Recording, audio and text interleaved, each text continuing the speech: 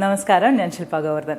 ഒരു പെൺകുട്ടി വിളിച്ചിട്ട് പറഞ്ഞത്, ചേച്ചി ഈ ഗോസിപ്പ് പറയുന്ന ആൾക്കാരെ കൊണ്ട് ഒരു രക്ഷയില്ല, ഓഫീസിൽ നമ്മൾ മനസാവാച അറിയാത്ത കാര്യങ്ങളൊക്കെ പറഞ്ഞുണ്ടാക്കുന്നു, ആകെപ്പാടെ മാനസിക പ്രയാസം, ഇവരെ എങ്ങനെയാണ് ഇവരെ പറഞ്ഞ് ബോധ്യപ്പെടുത്തേണ്ടത്, എങ്ങനെയാണ് ഇതൊന്ന് തിരുത്തുക എന്നൊരു ചോദ്യം വന്നു. വളരെ നിഷ്കളങ്കമായൊരു ചോദ്യമായിരുന്നു. ശരി, നമുക്ക് അവരോടൊന്ന് പറഞ്ഞു നോക്കാൻ പറ്റുന്നൊരു കാര്യം എന്ന് പറഞ്ഞാൽ, എൻ്റെ വേർഷനിൽ ഞാൻ പറയും, നമ്മളിപ്പോൾ ഗോസിപ്സ് പറയുന്ന ഒരാളാണെന്ന് കൂട്ടിക്കോ.